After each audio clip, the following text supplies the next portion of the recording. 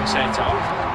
Had he survived his illness, he would be here speaking to you today, you know, extolling the virtues of the Richard Burns Foundation. Unfortunately, he didn't.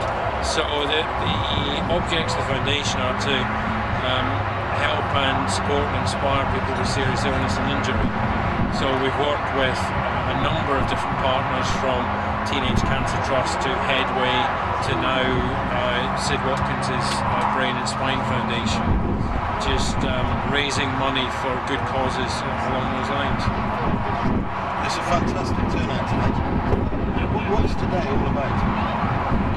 I'm really humbled by the amount of people who have turned up. I mean, you know, there was some expectation that 400 cars would appear. I think it was 400 cars here an hour before it was meant to start.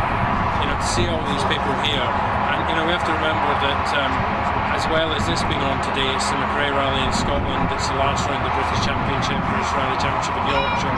So there's lots of motorsport going on, and yet I spoke to people who have driven from Scotland, driven from Manchester, driven from Devon, you know, to come here and to remember Richard, and that is exactly what it's about. You know, it's great that so many people want to share in these memories, and you know, some of the stories people have shared with me today have just been, you know, fantastic. Just their little personal memory of Richard and what a great bloke he was. Yeah, you spent more time with Richard than anybody else during his last years. It must be very emotional to see all these people here today to remember him. Yeah, it is incredibly emotional, but it's, you know, it's good as well. It's nice. We're 5 years on, you know, we're 9 years on from a championship win. We can enjoy it, we can celebrate it, we can remember it, we can laugh and tell stories, and you know, the emotion will never completely go, but it kind of subsides a bit and allows you to do that. You know, I think it's great, it's fantastic. I mean, it really has exceeded my expectations. Richard was a shy man and he did his talking in the car and on the stages. But what was he like as a man and as a driver? I think a lot of his characteristics came across in his driving.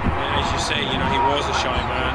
You know, he'd rather sit on the sofa with his cats and his girlfriend than go out partying and clubbing. You know, I mean, he had an absolute passion for his sport and for succeeding. He was very determined, but he had a lot of compassion as well. You know, he was considerate towards other people.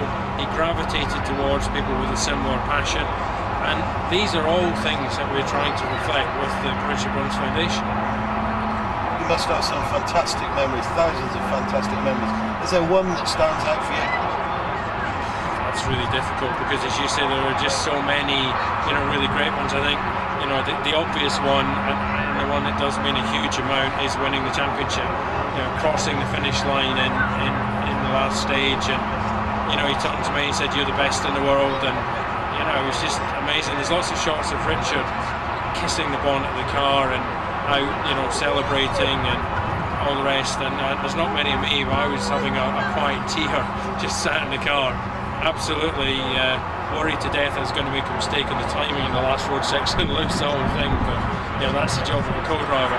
But certainly for me, that is, you know, a strong one. And funnily enough, another strong one for me is winning the Pirelli Rally in 1993 in the Group A legacy that's here today as part of the collection. You know, what an amazing rally car that is, and just, I don't know, I've got a memory of crossing the finish line and just going, yes.